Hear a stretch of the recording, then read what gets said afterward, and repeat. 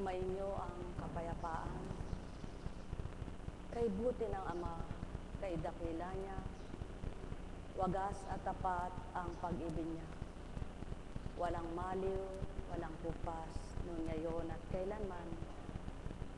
Pag-ibig na walang hanggan, dulot kanino man. Halina kayo, mga minamahal ko, namnamin yung tuwiran.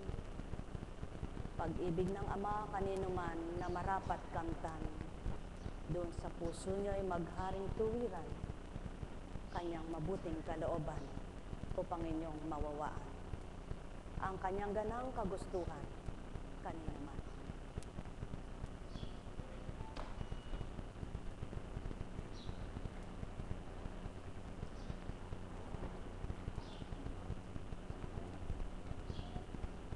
Sadyang hindi ko po binati ang may anniversary. Happy anniversary ngayon. Kataka-taka po. Ubisa na, no? Te-text mo, ayaw pumasok. Ibig sabihin ay di takdaan, no? Ibig sabihin po, ang bawat isa ay may pangarap sa buhay, ano? Ano po ba ang masigit na pangarap na gusto ng tao? Masenso, umunlad. Pag nasa pagkatao ka, wala kang pangarap, kundi gumanda ang buhay, maging maayos ang buhay. Subalit, lahat po ba nangangarap ng masayang buhay?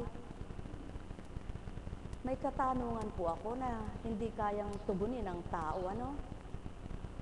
Kung gusto ng tao ang masayang buhay at payapang buhay, bakit mismo ang tao ang gumugulo sa buhay niya? Paano po?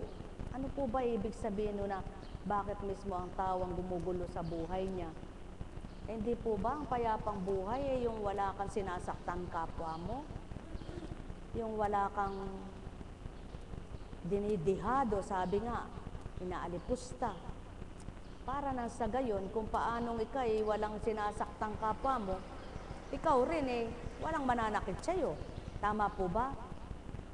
Bakit kung minsan magawa lang ng tao yung kanyang gusto, makamtan lang ng tao yung kanyang gusto, kahit na may masaktan, hindi alintana. Ganun po ba yung kabutihan? At nawa matutunan ng lahat ng tao ang tunay na kalooban ng Ama at ang kanyang kabutihan, nang sa gayon ng lahat ay maging mabuti nga ang mga adhika.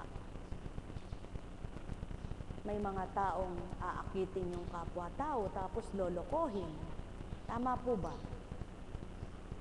Subalit ang Panginoon hindi po siya ng akit at ng loko, kundi ang kanyang gawa ay pinatotohanan niyang ganun ang Ama at pinakilala niya ang Ama sa pamamagitan ng kanyang gawa, hindi ng kanyang salita. Bakit ang tao pinakikilala niya yung kapwa niya po, puro pakilala, pakilala, pakilala, wala namang gawa? Paano mo makikilala ang totoong ganun ng kapwa? Buhay po ba ang Ama? Kaya mahirap talagang suriin ang buhay, ano po? Kaya kung wala ka sa espiritu, talagang mahihirapan ka. Tunay na kahihirap, napakahirap. Totoong-totoo po, mahirap. Kaya sino nga ang makatutupad? Sino makagaganap? Mabuti pa yung mga ibon. Lipad lang ng lipod. Lipad ng lipad. Yung tao, pag tumigil, lumipad. Patay. Buhay ba ang Ama? Kayod ng kayod, sikap ng sikap, pagkatapos ang kapwang manloloko, yung kanyang sinikap, yung kanyang kinayod, minsan lang tinapon, kinuhangga lahat. Ano po? Buhay ba ang Ama? Minsan naman, kayod ng kayod, sikap ng sikap, minsan lang magkasakit, tumapon ang lahat. Buhay ba ang Ama? Ano nga kaya ang tamang buhay? Napakahirap punawain sa pagkatao. Talagang mahihibang ka, malilibang ka, mabubuwang ka pa. Buhay ba ang Ama? Mga mahal, hindi ka dapat magpakahibang, hindi ka dapat magpakalibang, hindi ka rin dapat magpakabuwang. Ano po? Magpakabaliw sa kakaisip sa buhay. Ano kaya ang dapat gawin para hindi ka malito, magulumihanan, matakot sa buhay? Para maging patag ang kalooban, maayos, payapa, at hindi maging masama, anong dapat gawin? Kahirap. Paano kaya maunawaan ng tao ang katotohanan? Paano kaya kakamti ng tao ang katotohanan? Paano mararamdaman ng tao ang katotohanan kung ayaw ang katotohanan? Mga mahal, paano nga kaya? Mayroong bang dahilan na mabuhay pa ang tao? Mayroon po ba?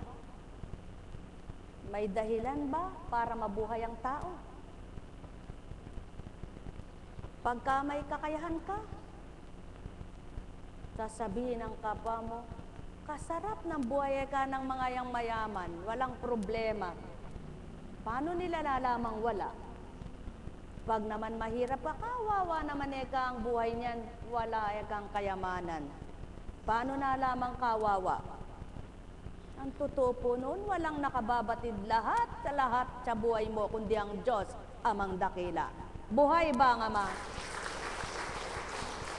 Sapagkat hindi ngayon mahirap ka, hindi ka masaya.